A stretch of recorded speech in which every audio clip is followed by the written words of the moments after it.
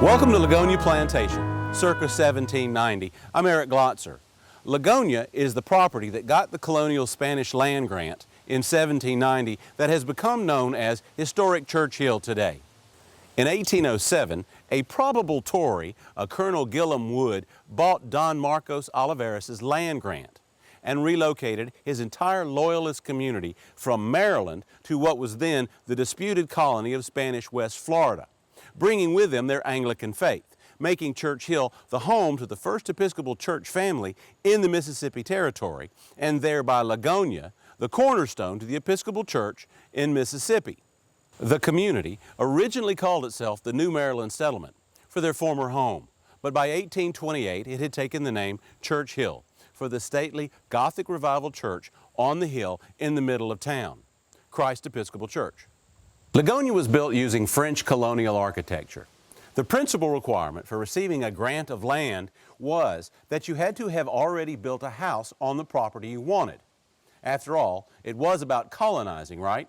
The early French pioneers who settled the Mississippi River region developed a technique of building homesteads whereby they would start with one room, get their grant, and add on as needed. One room grew to 2 with the central dog trot, grew to 5 with a central back gallery and a full front gallery, grew to 2 stories with double front galleries, and etc. It was an early form of modular construction which lends itself towards additions even today.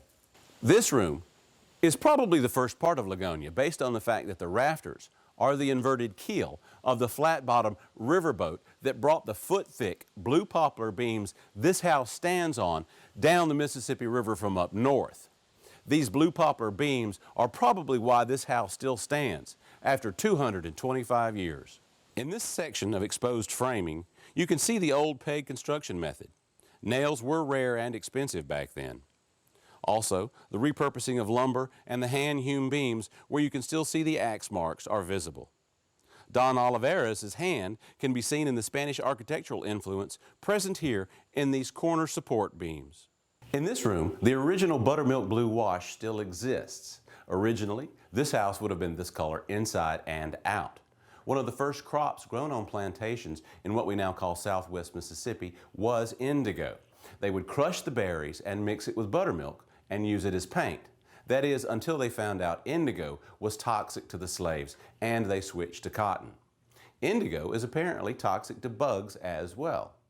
Other remaining outbuildings, or dependencies as they are known, from Lagonia's agrarian days include a doctor's office circa 1870, an old dairy with cistern where they would keep things cool, and the pole barn.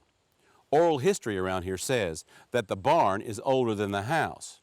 It was originally built using trees and split rails. And Lagonia does sit on a Paleo-Indian site, which was concluded by Jim Barnett of the Mississippi Department of Archives and History, based on the host of artifacts I have found alongside the barn. This stands to reason because throughout history, one civilization has always settled on the site of the previous. Although it is kind of eerie to think that people have been living in my backyard for 12,000 years. Today, Church Hill is almost all but gone. Christ Church still holds services once a month, but the old Wagner store, it closed in 1998, and it's sad because when it did close, it was the oldest continuously operated store in the state of Mississippi. There are 5 original Wood family homes still standing, and the Wood family descendants still own land out here.